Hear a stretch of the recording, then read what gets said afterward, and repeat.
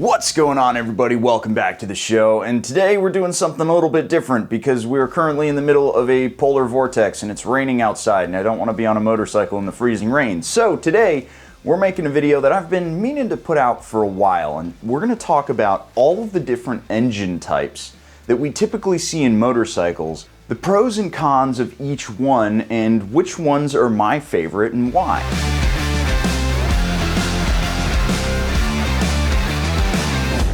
Now, there are a bunch of different kind of motorcycle engines. I mean, we've crammed just about every configuration we can into a motorcycle. We've got flat 8s from that crazy company out in China. We've got the Tomahawk, which was a V10 motorcycle. We've got V5s going back from the early MotoGP days, inline 6s from Honda's cocaine days in the 80s. However, we're not going to be talking about every type of engine because we'd be here all day.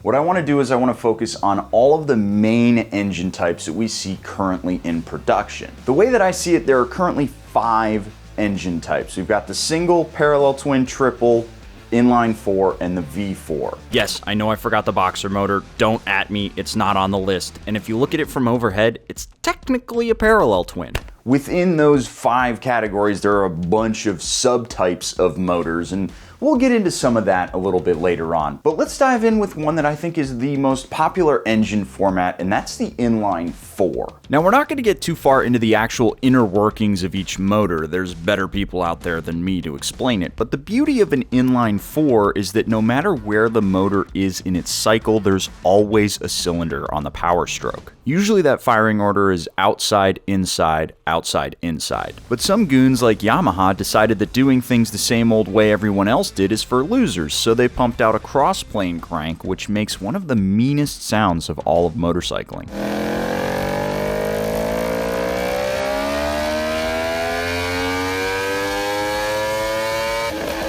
The first Inline 4 was made in 1905 by FN Hirschdahl for their FN4. Indian made an Inline 4 cruiser back in the late 20s, but twins really ruled the day until the mid-70s when Honda dropped the CB750. Ever since then, we've seen Inline 4s push the limits of what motorcycle engines are capable of. Manufacturers got them to make 200 horsepower. Maniacs turbocharged them, and then Kawasaki said f*** it and threw a supercharger at their H2 because there simply weren't enough fatalities on motorcycles. My personal favorite version of the Inline 4 has to be in the CB900F. That 919 motor is really low and lopey. It has this very early 2000s sound to it that you really don't get anymore. However, when you look at something like the modern CB1000, that motor is so well made that you basically don't have to worry about anything. It's making a massive amount of power, don't get me wrong, but it feels understrung at 140 horsepower. I feel like they could easily have squeezed another 60 out of it, but because it's so understrung, it's probably going to last forever, and the whole time it's doing that, it is going to be delivering really usable power. Oh, and by the way, before I forget, if you are interested in winning that CB1000R, click that link down in the description below where you can get yourself entered to win, because I'm giving that thing away with Fan of Them, and you've got until February 27th, I think. Date will be right here. So make sure you get yourself entered to win that bike because it is an absolute sweetheart. Now, going from the Inline 4 to the exact opposite, we're going to talk about the single cylinder motor. And this is one that we see in so many different displacements, but we don't see giant single cylinders anymore. I think the biggest one was the DR Big, which was an 800cc single, which is insanely, that's like a dinner plate sized piston. The single goes all the way back to the auto silent engine from 1876, back when gentlemen wore suits with tails and they rode their velocipedes. It only took 6 more years for the first hooligan, Bernardi Enrico, to cram one into a tricycle and pop the world's first wheelie. I'm just joking, the Motrice PM made, seriously, all of 0.024 horsepower at 200 RPM. Seriously, I'm thinking walking is more efficient at that point. Fast forward a century and singles are everywhere. The most popular motorcycle on the planet, the Honda Cub, has a single. Single-cylinder scoots run the streets in Asia, and people are turbocharging KTM 690s because that motor wasn't unreliable enough already. On a more serious note though, every manufacturer has at some point made or still makes a single-cylinder motorcycle. They're light, they're quick, and they are very wheelie happy. Now, I really dig the single. I think it's a lot of fun. It delivers so much torque, and it's one of the most playful motors you can get out there and ride with, because not only can you have fun on a little 14 horsepower single going through single track, but you can go all the way up to something like my 690, which has 75 horsepower claimed. If you start tuning it, you can actually get pretty close to 75 at the wheel, with a massive amount of torque. However, I think the most popular version of the single has to be in the DRZ 400 SM. You literally cannot swing a stick without hitting somebody in the face who's riding around on a DRZ 400. They're everywhere. And for good reason. The bike is light, it's fun, it's playful, it can last through the apocalypse. You could throw it off of a cliff, pick it up, and ride the damn thing. However, as much fun as the single cylinder is, it does have some inherent flaws. It's not very fun to ride a single on the highway. They're very vibrational. Even with KTM trying to put extra balancer shafts in their LC4 single cylinder motor, it's still really vibrational, and somehow they managed to get high frequency buzz and low frequency pulses in the handlebars at the same time. And I don't know how that's possible. I mean, when your engine rattles like it's got marbles in the top end, I guess some of that is to be expected, but good job, KTM. Now we're gonna get into some of the motors that I'm not a huge fan of.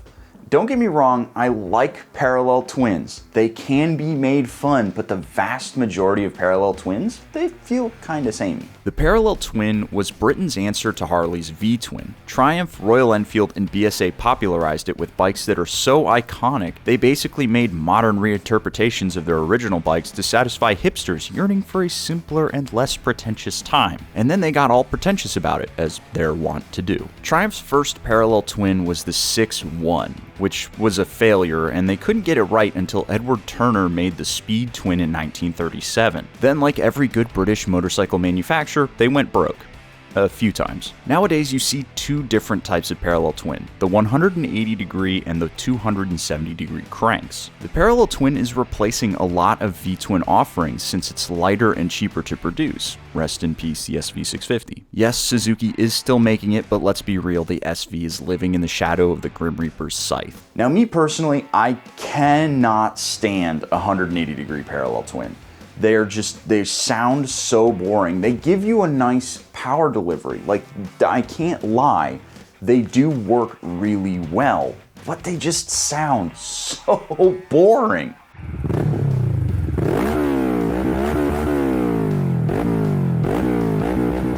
That's why the MT-07 was so cool to me, because it was a version of the parallel twin that sounded really mean.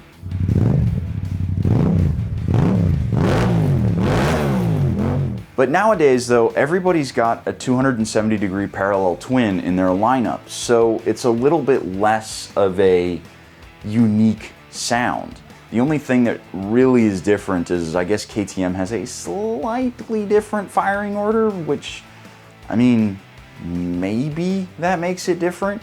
Of all the modern motors in production right now, I would go ahead and put the parallel twin right in the middle, the tip of the bell curve. It is the most average motor out there. They're fun, but they're also nothing to write home about.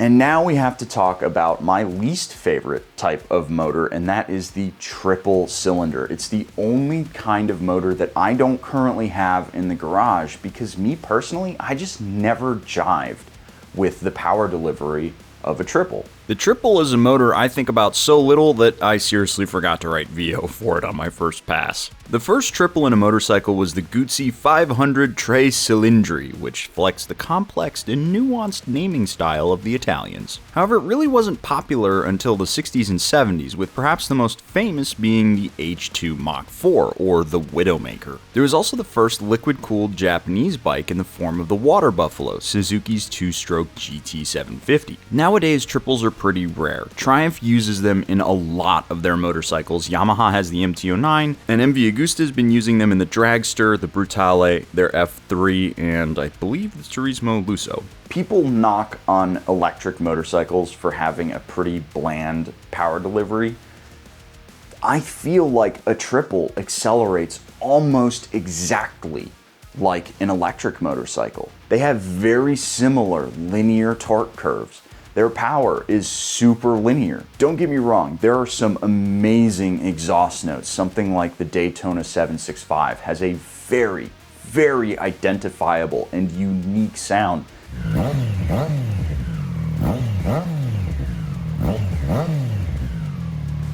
The Triple is very, very popular. I see them at racetracks all the time. And I'm not gonna knock on anybody for liking that motor. It just isn't my personal cup of tea. And now we get to my two favorite engine displacements. We're gonna go with the V4 first. My VMAX has one from the 80s. I had a VFR 800 Interceptor. I've ridden all of the Aprilia V4s. I've ridden Ducati's V4. They are such special motors. Like a lot of engines out there, the V4 dates back to the early part of the 20th century, with the first production 4 coming out in 1922 in the Lancia Lambda. In 1935, the matchless Superhawk became the first V4 motorcycle, but they really didn't become popular until Honda took it racing and showed how potent it could be. The VF 750 was their first road-going V4, followed shortly by the Magna, and then the VMAX came out and blew everyone's skirt up. People like to say that the V4 has the torque of a V-twin and the top end of an Inline Four, which helps explain why it's so popular in racing. Yamaha made the first GP bike with a V4 in 1984 with their OW76, and now almost every bike on the grid is a V4, save for the Yamaha. But they still use a crossplane crank, so I really think they want to have a V4, but they're just being stubborn about it. There is nothing like sitting in the stands at MotoGP and hearing all of these V4s come thundering down the back straight at Coda. It's a force of nature, and they sound so amazing.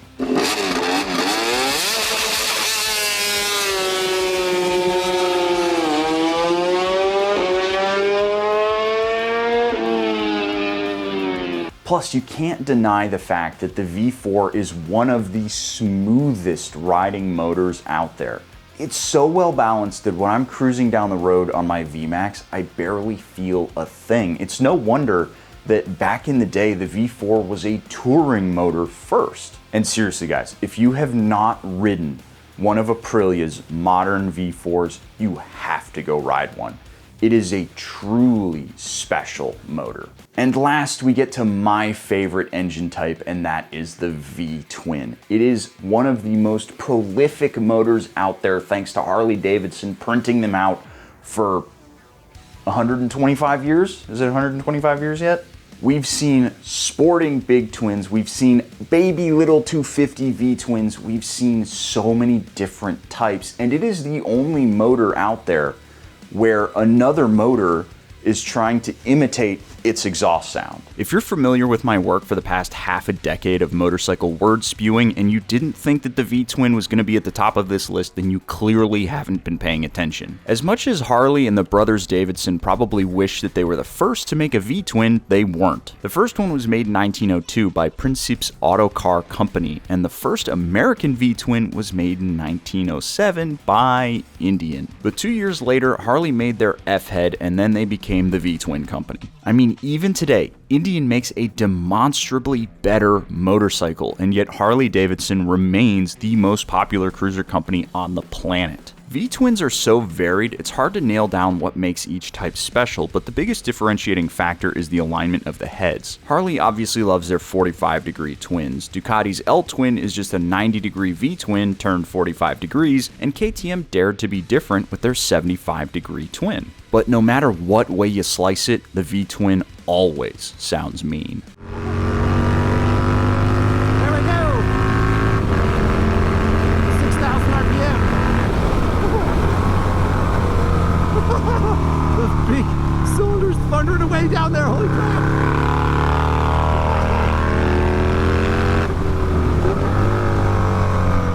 To my knowledge, I've had 7 motorcycles with V-twins in them, and I have 3 of them in the garage right now. And each one of those motors is a completely different layout, giving you a completely different experience depending on what you're feeling like riding that day. I've got the 45-degree single crank pin Harley low-strung 1200cc motor putting down all of 66 horsepower. I've got the 90-degree sideways placed V-twin because Moto Guzzi can't do anything normally. And that thing, when you twist the throttle, the whole motorcycle just shakes to the right. It's such a characterful motor, but it also revs out and delivers almost 100 horsepower. And then we have my Aprilia Tuono, which is putting down over 140 horsepower. Not to mention that I've owned a Ducati. I've ridden the SV650, which is one of the most popular V-twins out there. I've ridden Harley's new offerings. I've ridden so many old school Ducati big twins and the TL1000, which is an amazing motorcycle. In fact, the next motorcycle that I want to add to the garage after my CBR 600 F4i explodes is an RC51. I want to ride an RC51 so bad because it's one of the most legendary sport bikes ever made. It was the Honda that beat all of the Ducatis. When Honda dropped that, nobody could touch it. But despite a V-twin being a very sporty motor, they do have some problems. When you rev them out all the way to the top, they just kind of fall flat on their face. They don't really have any over rev like an Inline Four, and their ability to rev out is slightly limited. Sure, Ducati has their desmodromic valves and they can keep them from floating valves at higher RPMs, but they're still less able to rev out and produce the power that an Inline 4 or a V4 can make. And that's why we've seen in racing applications a general trend away from the V-twin, which is kind of a bummer. But you do see a bunch of V-twins still running in Super Hooligans, and I'd be remiss not to mention the King of the Baggers race series, which is all just gigantic. I think the Harley's running 135 cubic inches in which, I mean, 625, 650 pounds. Most of that is probably going to be the motor and the frame. It's also hard not to acknowledge the fact that the Harley sound is perhaps the most iconic in all of motorcycling. If you haven't ridden a V-twin, I would be shocked, but you really should give one a try. And I would suggest that if you don't like that particular kind, like maybe you get on a Harley for the first time and you don't dig it, don't write off every V-twin. Go ride a Ducati or go ride an SV650 or any other kind of V-twin, because if this one isn't to your liking and that one isn't to your liking, maybe the KTM will do it for you. And that's gonna wrap this video up, folks. Let me know what you think. What are your favorite engine types? All that down in the comments below. And while you're down there, do me a favor, subscribe to the channel and ding that notification bell, because it actually really helps the channel out. And if you've made it this far, I mean, you probably dig what's going on here, right? Catch you guys in the next one. See you later.